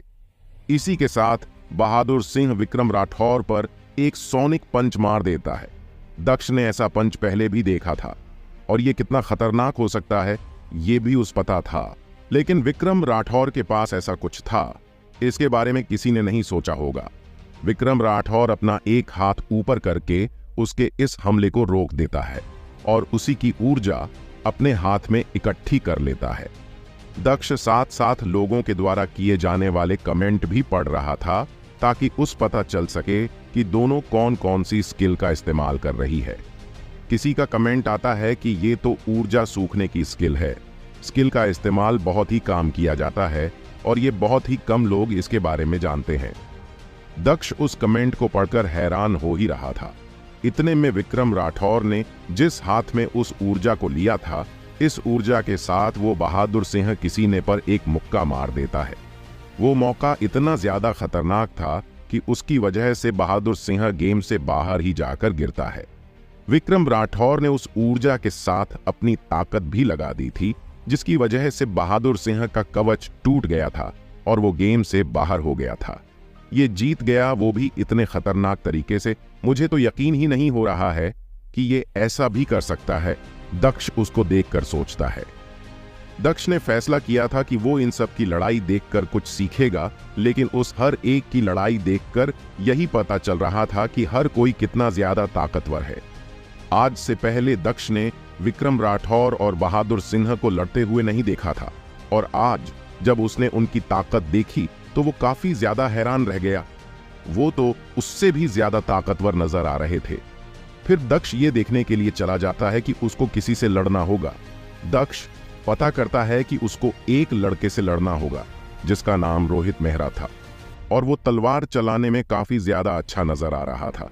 दक्ष को उससे कुछ देर बाद लड़ना था, इसलिए वो इंतजार करने लगता है, क्योंकि एक दिन में केवल एक ही मैच हो सकता है, इसलिए दक्ष का भी एक ही मैच होना था। लेकिन जब दक्ष का मैच रोहित के साथ शुरू होता है, तब विक्रम राठौर और बहादुर सिंह उसको देखने के लिए आते हैं। उसके साथ साथ देव आश्रम में से भी काफी लोग दक्ष को देखने के लिए आए थे, क्योंकि उन तीनों में से बहादुर सिंह गेम से बाहर हो गया था। अगर दक्ष भी हार जाता है तो विक्रम राठौर की बचेगा, जिनको आगे तक खेलना पड़ेगा। अगर पहले ही दिन 2 लोग हार जाते हैं तब इससे बुरा कुछ नहीं हो सकता था। आश्रम का नाम काफी ज्यादा खराब हो सकता था, लेकिन विक्रम राठौर काफी ज्यादा मजबूत नजर आ रहा था, जिसकी वजह से सबको उम्मीद थी कि वो इस टूर्नामेंट में काफी अच्छा साबित होने वाला है। निशिका भी दक्ष का मैच देख रही थी। दक्ष देखता है कि रोहित ने एक लंबी तलवार अपने हाथ में पकड़ रखी है। उसको देखकर दक्ष भी अपनी तलवार उठा लेता है। तुमको क्या लगता है इन दोनों में से कौन जीतेगा? पायल राजेश से पूछता है। अगर ये अपनी शोल का इस्तेमाल करता है तब शायद ये इस मैच को जीत सकता है, क्योंकि वो दूर से ही इसको हरा सकती है। राजेश कहता है। राजेश ने दक्ष की डेविल चाइल्ड की ताकत देखी थी और वो ये भी जानता था कि अगर वो उसका इस्तेमाल करता है तो वो जीत सकता है। एक तरफ विक्की और राघव भी इसी बारे में बात कर रहे थे कि दक्ष कितनी जल्दी जीता है। उनको भी डेविल चाइल्ड पर पूरा भरोसा था कि वो उस आसानी से जीत सकता है, क्योंकि डेविल चाइल्ड की एक गोली ने एक लेवल 4 के बीस्ट को मार दिया था। ऐसे में उसका इस लड़ाई को जीतना काफी ज्यादा आसान हो सकता था। लेकिन जब मुकाबला शुरू होता है तब दक्ष केवल तलवार से ही लड़ता है, जिसको देखकर काफी लोग हैरान हो जाते हैं। जिनको डेविल चाइल्ड के बारे में पता था वो लोग यही सोच रहे थे कि दक्ष कब डेविल चाइल्ड को बाहर बुलाएगा। लेकिन उन सब में से कोई भी ये बात नहीं जानता था कि दक्ष चाहकर भी उसको अपनी मदद के लिए नहीं बुला सकता था। जब तक वो इवॉल्व नहीं हो जाता है तब तक उसका इस्तेमाल नहीं किया जा सकता है। मेरे पास और कोई हथियार भी नहीं है। मैं अगर अपने गॉन्टलेट्स का इस्तेमाल करता हूं तो सभी लोगों को पता चल सकता है कि मैं ही उस गेम वाला लड़का हूं। दक्ष ने गेम के अंदर अपने गॉन्टलेट का काफी इस्तेमाल किया था, जिसकी वजह से काफी लोग उस पहचानते थे। गॉन्टलेट का इस्तेमाल नहीं कर सकता था। जब से दक्ष की वीडियो वायरल हुई थी तब से काफी लोग उससे बदला लेने की कोशिश कर रहे थे, क्योंकि दक्ष ने जितने भी मैच पढ़े थे उसने उन सबसे थोड़ी थोड़ी स्किल चोरी कर ली थी, जिसकी वजह से वो सब दक्ष पर गुस्सा थे। दक्ष ने ऐसा जानबूझकर नहीं किया था, वो तो बस सीखना चाहता था। लेकिन सीखने के चक्कर में उसने काफी लोगों की प्राइवेट स्किल कॉपी कर ली थी, जिसकी वजह से उनका पूरा परिवार दक्ष का दुश्मन हो गया था और वो इसका मेन लग गए थे कि ये गेम वाला लड़का कौन है।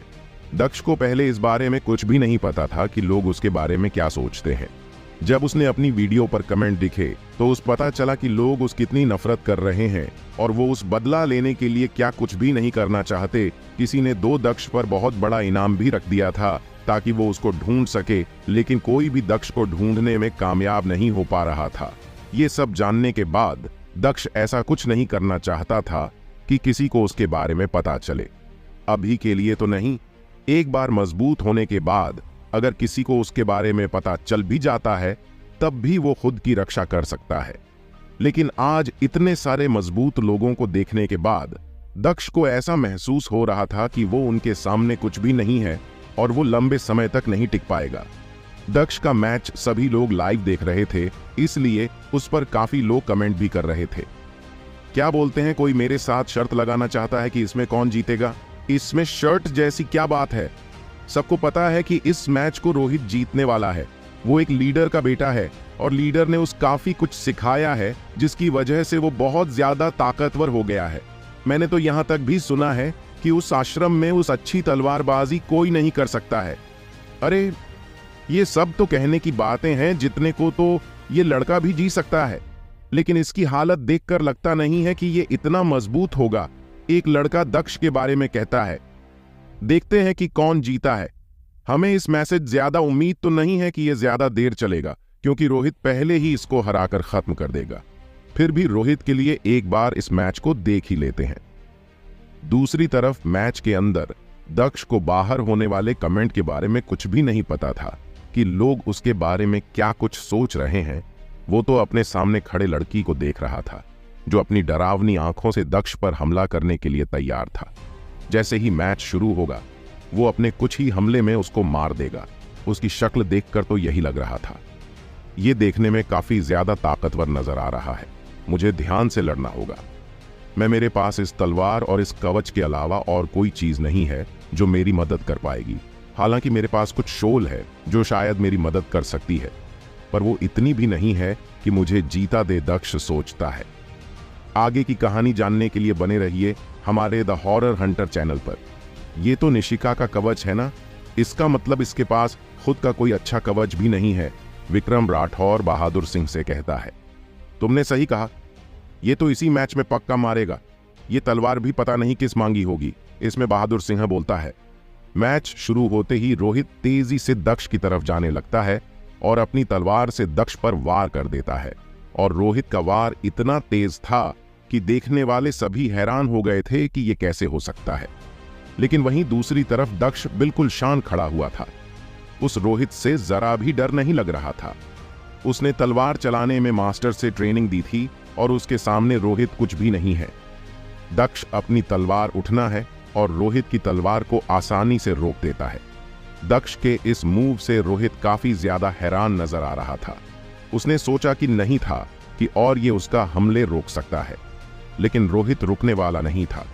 वो एक बार फिर दक्ष पर हमला करता है, लेकिन ये दक्ष उसके हर एक हमले को रोकना जा रहा था। ऐसा कुछ देर होने पर रोहित के चेहरे पर गुस्सा नजर आने लगा था और दक्ष इसी पल का इंतजार कर रहा था कि कब रोहित गुस्से में कोई गलती करे, और वही मौका दक्ष को मिल गया। रोहित ने अपनी तलवार को गलत जगह पर मार दिया, जिसकी वजह से दक्ष को उस पर हमला करने का एक मौका मिल गया। लेकिन रोहित का कवच काफी ज्यादा मजबूत था, इसलिए उसने उस हमले को रोक लिया था। लेकिन फिर भी दक्ष की तलवार से वो कवच थोड़ा सा टूट गया था। रोहित अपनी तलवार उठाता है और दक्ष की तरफ जाने लगता है, लेकिन दक्ष बड़ी ही आसानी से उसे एक बार फिर रोक देता है। रोहित अभी तक इवॉल्वर नहीं बना था, जिसकी वजह से उसकी ताकत कम थी, और दक्ष ने अपनी सभी पॉइंट्स पूरे कर लिए थे, जिसकी वजह से उसकी ताकत उससे ज्यादा थी। इसलिए वो बिना कुछ किया ही ये मैच जीत रहा था। जब दक्ष को लगता है कि ये मैच काफी लंबा होता जा रहा है, तब वो उसको खत्म करने का फैसला करता है और अपनी तरफ से रोहित पर हमला करना शुरू कर देता है। दक्ष की हमले इतनी तेज थे कि रोहित को बचाने का मौका ही नहीं मिलता। रोहित दक्ष के हमले से बचने के लिए अपनी तलवार को बीच में करता है, लेकिन दक्ष की तलवार उसको 2 टुकड़ों में काट देती है और उसके बाद दक्ष बड़ी ही आसानी से ये मैच जीत जाता है। दक्ष को जीता हुआ देखकर काफी लोग हैरान थे। किसी को यकीन ही नहीं हो रहा था कि ये लड़का इतनी आसानी से जीत सकता है। लोगों ने जो भी उम्मीद लगाई थी वो सारी टूट गई थी। सबसे ज्यादा हैरान तो विक्रम राठौर और बहादुर सिंह थे। ये कैसे हो सकता है? ये कैसे जीत गया, वो भी इतनी आसानी से? रोहित ने तो इस पर एक भी जोरदार हमला नहीं किया और उसके कुछ ही हमले में रोहित हार गया। बहादुर सिंह बोलता है, ये तो अच्छी बात है। ये जितना आगे जाएगा इसकी मौत उतनी ही बुरी होगी। इसमें रोहित को हराकर बहुत बड़ी गलती कर दी है। अब रोहित के पिता उससे बदला लेने के लिए अपने आदमियों को जरूर कहेंगे और फिर दक्ष को कोई नहीं बचा पाएगा, विक्रम राठौर कहता है। दक्ष जीतने के बाद अपने कमरे में आ जाता है। वो कुछ भी मैच नहीं देखा जाता था और ये नहीं थोड़ी देर आराम करने का फैसला किया था। शाम तक पता चलने वाला था कि दक्ष की रैंक क्या है। शाम होने पर जब सभी के एक एक मैच हो गए थे, तब दक्ष को पता चलता है कि उसकी रैंक 100 है, जो कि सबसे लास्ट है। अभी तक दक्ष ने एक ही मैच किया था और उसी के आधार पर उस ये नंबर मिला था, लेकिन दक्ष को कोई फर्क नहीं पड़ रहा था। उस पता था कि वो अगले मैच में अपनी रैंक को और आगे कर लेगा। दक्ष का अगला मैच कल था, जिसकी वजह से या दिन को कोई भी चिंता नहीं थी। आगे ने देखा था कि जिसके साथ उसका मैच है वो कोई उदय प्रताप है, जो एक इवॉल्वर बन चुका है। दक्ष अंदाजा लगा रहा था कि उसके पास 30 से 40 की सुपर पॉइंट होंगे, जिसकी वजह से उससे ज्यादा चिंता नहीं थी। मैं कल का मैच तो आसानी से जीत सकता हूं। अब देखना यह है कि इस मैच से अगला मैच मेरे साथ कौन लड़ता है। मैं तो सोच रहा हूं अगर कल वाले मैच में मजबूत लोग गेम से बाहर हो जाएंगे, तब मेरे लिए काफी ज्यादा अच्छा हो जाएगा और मैं टॉप 10 में आ पाऊंगा और एक इनाम हासिल कर दूंगा। कुछ देर बाद निशिका दक्ष से मिलने के लिए आती है। तुम्हारा आज का मैच बहुत ही ज्यादा अच्छा था। अगर तुम ऐसे ही खेलोगे तो बहुत आगे तक जा पाओगे, लेकिन अभी तुम्हें और ज्यादा सीखने की जरूरत है, इसलिए तुम्हें अपने सामने वाले से बचकर रहना चाहिए। तुमने जिसको हराया था वो एक लीडर का बेटा है, जिसके बाद वो काफी ज्यादा गुस्से में हो गया है और तुम्हें मरने की सोच रहा है, निशिका दक्ष को बताती है। तुम चिंता मत करो, मैं सब कुछ संभाल लूंगा और मुझे किसी से डर नहीं लगता। तुम जल्दी ठीक हो जाओ। इस टूर्नामेंट के बाद हमें अगले मिशन पर जाना है, दक्ष अपने चेहरे पर स्माइल के साथ कहता है। तुम जानते भी हो कि अगला मिशन कितना ज्यादा खतरनाक हो सकता है। तुम जहां जाने की बात कर रहे हो वो मौत का दूसरा नाम है। वहां से आज तक कोई भी वापस नहीं आया है। निशिका कहती है, हाँ मैं जानता हूं, लेकिन मेरा वहां पर जाना जरूरी है।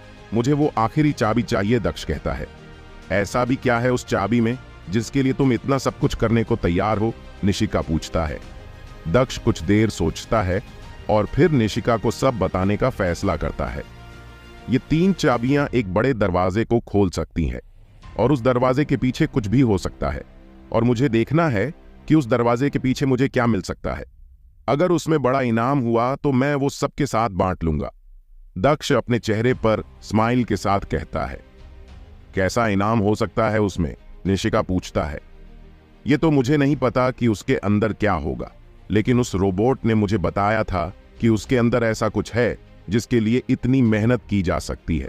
ये तुम ही सोचो, अगर उसके अंदर कुछ बड़ा नहीं होता तब उसकी चाबियां ऐसी खतरनाक जगह पर क्यों होती? दक्ष कहता है। लेकिन वो जगह सच में बहुत ज्यादा खतरनाक है, निशिका बोलती है। मेरे पास 2 चाबियां पहले ही हैं और अब मुझे वो आखिरी तीसरी चाबी भी चाहिए। अब मैं एक चाबी के लिए उन 2 चाबियां को तो नहीं छोड़ सकता हूं ना, दक्ष कहता है। जैसी तुम्हारी मर्जी, लेकिन मैं तो तुम्हें इतना ही कहूंगी कि तुम एक बार फिर इस बारे में सोच लो। अगर तुम वहां पर जाना चाहते हो तो मैं तुम्हारे साथ चलूंगी और तुम्हारी पूरी मदद करूंगी, जितनी मैं कर सकती हूं, निशिका कहती है। तो मेरा भी ये वादा है कि मैं तुम्हारी मेहनत का तुम्हें पूरा इनाम दूंगा, दक्ष कहता है और वहां से बाहर आ जाता है। एक तरफ एक आदमी उदय प्रताप के सामने खड़ा हुआ था। तुमको कल होने वाले मैच में उस लड़के को जान से मन होगा।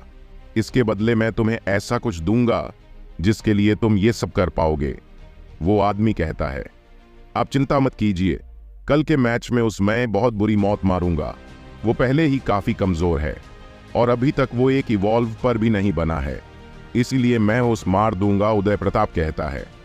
अगले दिन दक्ष का मैच में जब टाइम था तब दक्ष फैसला करता है कि वो एक बार फिर विवेक ओबेरॉय का मैच देखेगा ताकि वो उससे काफी कुछ सीख पाए। यही सोचकर दक्ष मैच देखने लगता है। इस बार विवेक ओबेरॉय के सामने एक लीडर था जो कि काफी ज्यादा मजबूत नजर आ रहा था। उस लीडर का नाम समर प्रताप था और वो देखने में काफी ज्यादा ताकतवर नजर आ रहा था। अगर ये समर प्रताप विवेक ओबेरॉय को हरा देता है तब मेरे लिए एक बड़ी मुसीबत खत्म हो जाएगी।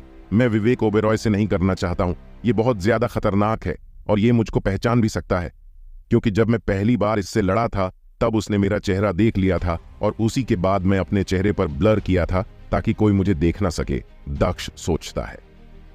जैसे ही विवेक ओबेरॉय और समर प्रताप का मुकाबला शुरू होता है, सभी लोग कमेंट करना शुरू कर देते हैं।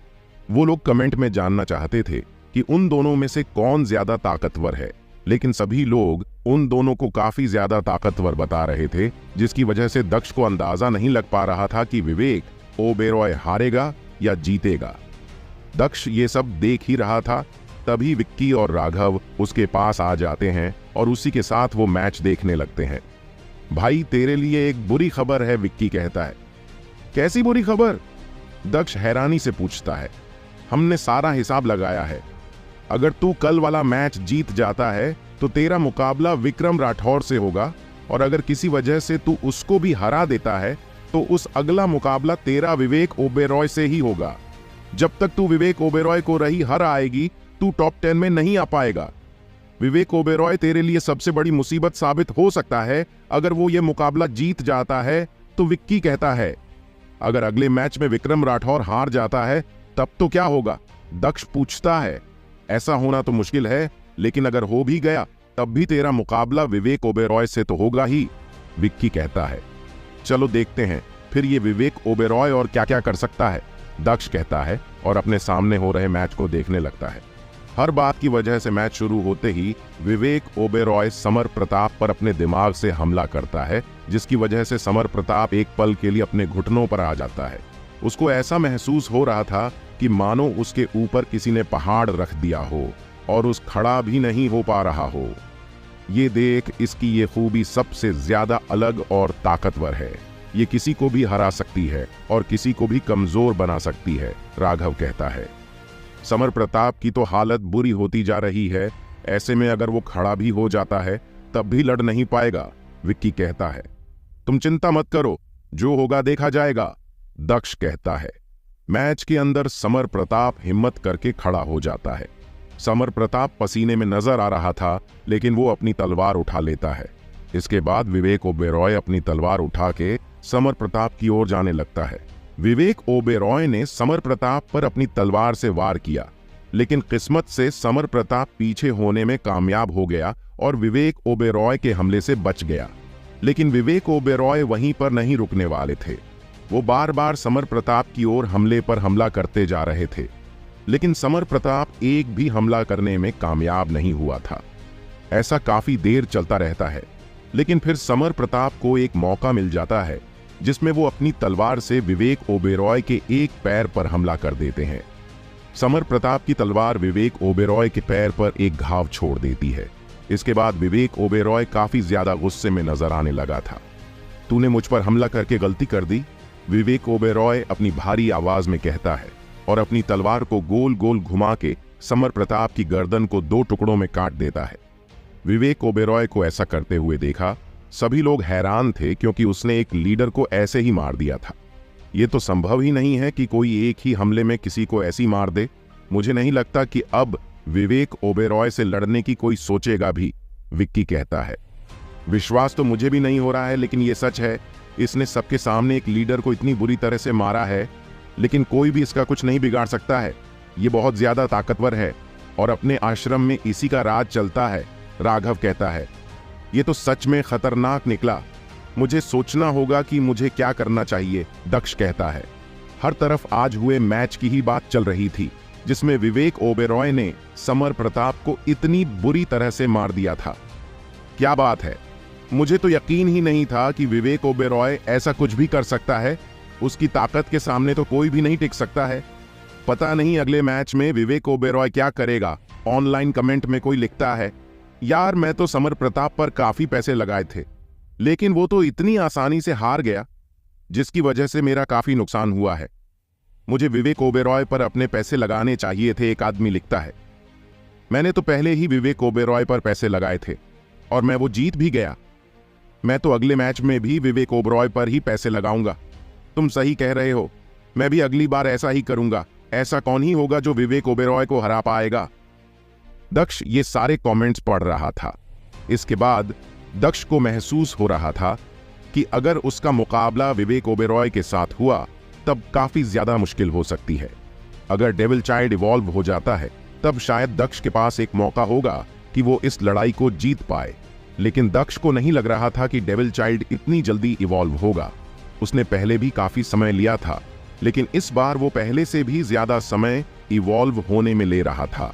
अगर वो इवॉल्व नहीं हुआ तो दक्ष ने फैसला किया था कि वो आगे नहीं लड़ेगा। आगे की कहानी जानने के लिए बने रहिए हमारे द हॉरर हंटर चैनल पर। विवेक ओबेरॉय के मैच के बाद सभी लोग उसी के बारे में बातें कर रहे थे, लेकिन दक्ष अगला मैच देखने के लिए चला जाता है जो विक्रम राठौर का था। क्योंकि दक्ष को उससे भी लड़ना पड़ सकता है, इसलिए दक्ष विक्रम राठौर के बारे में काफी कुछ जानना चाहता था कि वो लड़ता कैसे है। इसलिए दक्ष विक्रम राठौर का मैच देखने लगता है, जो थोड़ी ही देर में शुरू होने वाला था। विक्रम राठौर के सामने एक लंबा चौड़ा आदमी खड़ा हुआ था, जो एक इवॉल्व था। उसका नाम मोहन सिंह था। मोहन सिंह ने अपने हाथ में एक तलवार और एक अजीब सा हथियार पकड़ रखा था, जो देखने में किसी चाबुक के जैसा नजर आ रहा था। लेकिन विक्रम राठौर ने अपने हाथ में हथौड़े के अलावा कुछ भी नहीं पकड़ रखा था। वो हथौड़ा इतना बड़ा और भारी था कि उस दोनों हाथों से ही पकड़ के चलना पड़ता था। जब उन दोनों का मैच शुरू होता है तो दक्ष उनका ध्यान से देखने लगता है। मैच के शुरू होते ही विक्रम राठौर अपने हथौड़े को उठाकर मोहन पर वार करने लगते हैं, लेकिन मोहन काफी ज्यादा तेज था, इसलिए वो उस हथौड़े के हमले से अपने आप को बचा लेता है और अपने चाबुक को घुमा के विक्रम राठौर के गले पर वार करता है, जिसकी वजह से वो चाबुक विक्रम राठौर की गले के गोल गोल घूम जाता है। गले में फंसने के तुरंत बाद मोहन उस अपनी तरफ खींचता है और दूर भगा देता है। ये एक ऐसा खतरनाक हमला था जिसकी वजह से विक्रम राठौर दूर जाकर गिर गया था और उसके हाथ से उसका हथौड़ा भी छूट गया था। वो हथौड़ा एक शोल थी जिसकी वजह से विक्रम राठौर उस अपने पास वापस बुला लेता है और अपने हाथ में पकड़ देता है। विक्रम राठौर मोहन को ऐसे देख रहा था जैसे वो उसका बहुत बड़ा दुश्मन हो, और उसी के साथ विक्रम राठौर मोहन के हमले से बचत हुआ उसके पास जाने लगता है और अपने हथौड़े से उस पर हमला कर देता है। लेकिन मोहन सिंह अपनी तलवार को बीच में ले आता है, जिसकी वजह से विक्रम राठौर का हमला रुक जाता है। मोहन सिंह यहीं पर नहीं रुकता, वो विक्रम राठौर के हमले को रोकते ही अपने पैर से विक्रम राठौर पर वार करता है, जिसकी वजह से विक्रम राठौर एक बार फिर पीछे जाकर गिरता है। दक्ष उन दोनों की लड़ाई देखकर ये अंदाजा लगा रहा था कि विक्रम राठौर उसके सामने कुछ भी नहीं है, लेकिन पिछली बार भी दक्ष ने कुछ ऐसा ही सोचा था।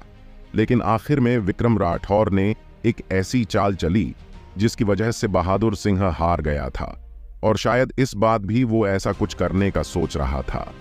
बस उस एक मौके की तलाश थी। लेकिन मोहन सिंह काफी ज्यादा चालाक था। वो विक्रम राठौर को ऐसा एक भी मौका नहीं दे रहा था जिसकी वजह से वो उस पर हमला कर पाए। लेकिन मोहन सिंह विक्रम राठौर पर अपने चाबुक से दूर से वार करने में कामयाब हो पा रहा था, जिसकी वजह से विक्रम राठौर का कवच काफी ज्यादा कमजोर हो गया था। वो चाबुक एक लेवल 5 का था, जिसकी वजह से उसकी ताकत काफी ज्यादा नजर आ रही थी। इन दोनों में से कोई भी जीते, मुझे तो लड़ना पड़ेगा, दक्ष उनको देखकर सोचता है। दक्ष ये सब सो ही रहा था। इतने में विक्रम राठौर के चेहरे पर एक खतरनाक स्माइल आ जाती है, जिसको देखकर दक्ष हैरान हो गया था कि वो क्या करने वाला है। विक्रम राठौर 2 कदम आगे जाता है और जमीन पर एक मुक्का मार देता है। उस मुक्के की वजह से वो जगह हिल जाती है, लेकिन विक्रम राठौर वहीं पर नहीं रुकता। उस मुक्के से एक ऊर्जा निकलती है जो जमीन के अंदर से होते हुए मोहन के अंदर चली जाती है, जिसकी वजह से मोहन झटके से पीछे हो जाता है। और फिर विक्रम राठौर जल्दी से उसकी तरफ भाग कर जाता है और उस पर हमला करना शुरू कर देता है। विक्रम राठौर उस देखने का भी मौका नहीं दे रहा था, वो एक के बाद एक हमले किए जा रहा था। फिर विक्रम राठौर अपना हथौड़ा बुला लेता है और उसका थोड़े से मोहन के ऊपर हमला करना शुरू कर देता है। हर एक हमले के साथ मोहन का खून नीचे गिर रहा था, लेकिन विक्रम राठौर वहीं पर नहीं रुकने वाला। इस टूर्नामेंट में हमेशा बहुत से लोग मारे जाते थे, इसलिए कुछ लोग इसमें हिस्सा ही नहीं लेते थे, चाहे वो कितने भी ज्यादा ताकतवर क्यों ना हो। इस टूर्नामेंट को बहुत ज्यादा खतरनाक माना जाता था, लेकिन फिर भी ये टूर्नामेंट हर साल किया जाता था। मोहन सिंह की हालत बुरी होती जा रही थी, लेकिन विक्रम राठौर उस पर अपने हथौड़े से वार करता रहता है। वो उस जान से मारने की सोच रहा था ताकि सभी उस डरे, लेकिन दक्ष समझ गया था कि ये बस उसका दिखावा है। वो बस उसको इसलिए मार रहा है ताकि वो अपनी ताकत दिखा सके। विक्रम राठौर अपना हथौड़ा मोहन के मुंह पर मारता है, जिसकी वजह से मोहन का पूरा मुंह खून से भर जाता है और फिर मोहन नीचे गिर जाता है और तड़पने लगता है। लेकिन विक्रम राठौर वहीं पर नहीं रुकता, वो उस पर और आगे वार करना चाहता था, इसलिए वो उसके पास जाता है। लेकिन मोहन सिंह पहले ही इस गेम से अपनी हार स्वीकार कर लेता है, जिसकी वजह से वो गेम वहीं पर रोक दिया जाता है। अगर कोई अपनी हार मान लेता है तब उस वहीं पर रोक दिया जाता है ताकि कम से कम लोगों की जान जाए। मोहन की हारने के बाद विक्रम ये लड़ाई जीत गया था और उसने अपनी ताकत साबित कर दी थी। बहुत से लोग उस डर रहे थे और उस लड़ना भी नहीं जाते थे। दक्ष उस मैच के बाद और किसी का भी मैच नहीं देखा है, क्योंकि कुछ देर बाद उसका भी मैच शुरू होने वाला था, इसलिए वो उसकी तैयारी करने लगता है। अगर इस मैच के बाद मेरी शोल इवॉल्व नहीं हुई तो मेरे लिए बुरा हो सकता है।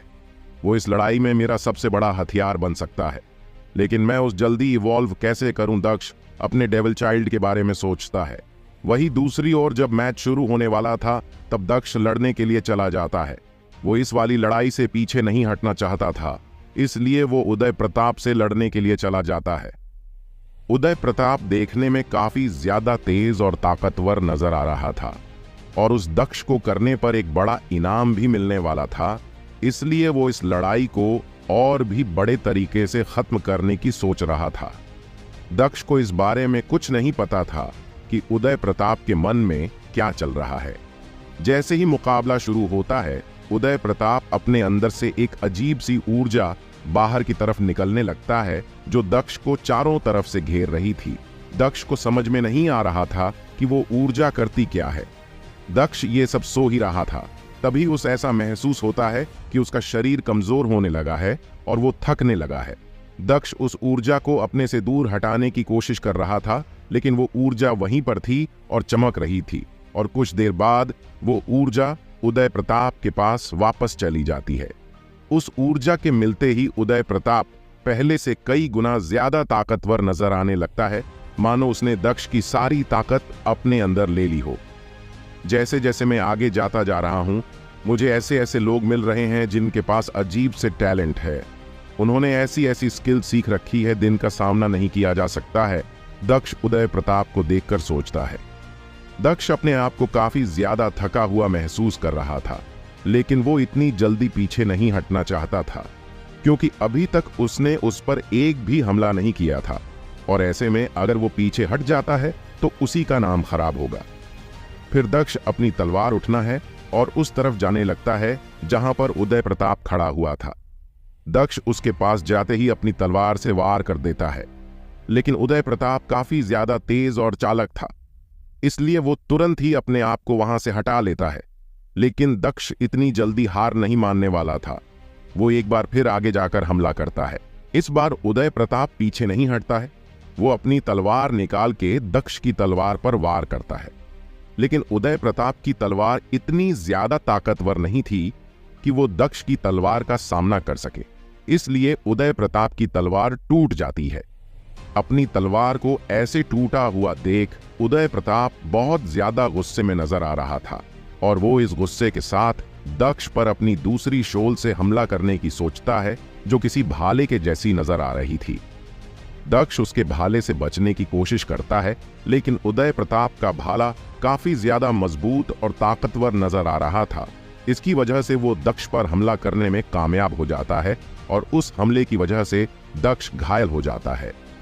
उदय प्रताप अपनी पूरी ताकत लगा के दक्ष के पेट में वो भाला मार देता है, और फिर दक्ष पर हंसने लगता है, मानो अब वो ये लड़ाई जीत गया हो। लेकिन तभी कुछ ऐसा होता है जिस पर उदय प्रताप को यकीन ही नहीं होता।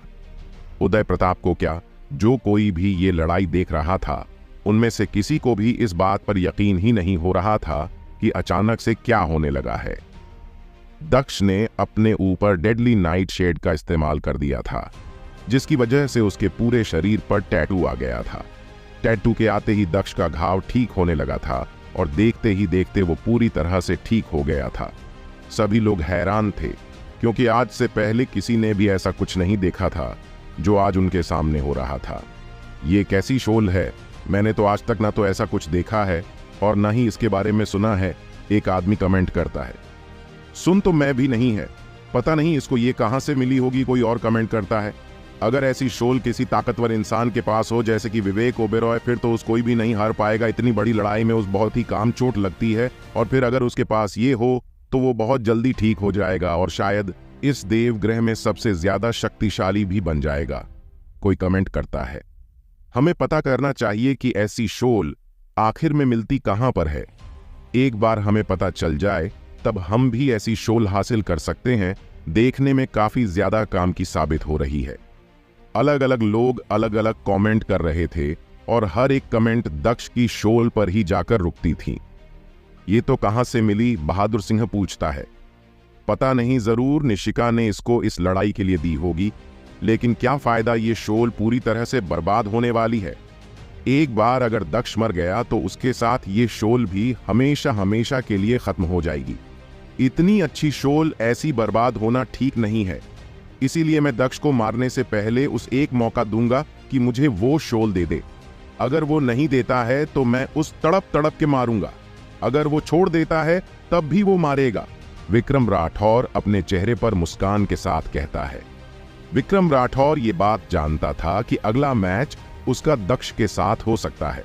अगर वो ये लड़ाई जीत जाता है तो दक्ष की इस शोल को देखकर ऐसा लग रहा था कि दक्ष के पास जीतने का एक मौका है। तुम अपने आप को कितना भी ठीक कर लो, लेकिन मैं तुमको ऐसी मौत दूंगा जिस पर तुम्हारी ये सबसे अलग शोल भी तुम्हें नहीं बचा पाएगी, उदय प्रताप दक्ष से कहता है। दक्ष कुछ नहीं बोलता और अपनी तलवार ऊपर उठा लेता है। वो जानता था कि इस शोल को शामिल आने के बाद काफी लोग इसको हासिल करने का फैसला करेंगे, क्योंकि ये शोल बहुत ज्यादा काम की है। मैं तुमको करने से पहले एक मौका दे रहा हूं, इस शोल को मेरे हवाले कर दो। अगर तुम मुझे ये दे देते हो तो मैं तुम्हारी जान बख्श दूंगा और तुम फिर ये लड़ाई छोड़कर जा सकते हो। उदय प्रताप कहता है, ये तो मैं तुम्हें किसी भी कीमत पर नहीं दूंगा। दक्ष अपने चेहरे पर स्माइल के साथ कहता है, अगर वो ये शोल किसी को भी देता है तो उस फाइनल लेवल के बारे में पता चल जाएगा, और दक्ष नहीं चाहता था कि किसी को इस बारे में पता चले, इसलिए वो इस साल को किसी को भी देने के लिए तैयार नहीं था। अगर ऐसी बात है तो तुम मरोगे, ऐसी मौत मरोगे, इसके बाद ये शोल खुद ही खत्म हो जाएगी। उदय प्रताप कहता है और अपना भाला उठाकर दक्ष की तरफ फेंक देता है।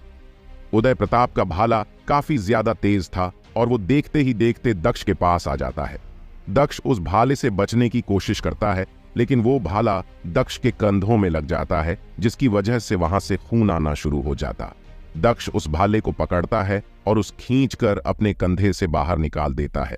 दक्ष को काफी दर्द हो रहा था, लेकिन वो रुकता नहीं है और अपनी शोल से अपने घाव को ठीक करने लगता है, और इस बार भी तुरंत ही दक्ष का घाव ठीक हो जाता है। ये देखकर सभी के सभी हैरान थे। वो उस शोल की ताकत का अंदाजा नहीं लग पा रहे थे जो इतनी जल्दी काम कर रही थी। लगता है तुम ऐसे नहीं करने वाले, मुझे कुछ बड़ा करना होगा। बड़े से मतलब है तुम्हारे 2 टुकड़े, फिर तो तुम्हारी शोल भी तुम्हें ठीक नहीं कर पाएगी। उदय प्रताप कहता है और एक अजीब सा खंजर निकाल लेता है, जो देखने में बहुत बड़ा और लंबा नजर आ रहा था। उसकी धार काफी ज्यादा तेज थी और वो किसी को भी काटने के लिए तैयार था। आगे की कहानी जानने के लिए बने रहिए हमारे द हॉर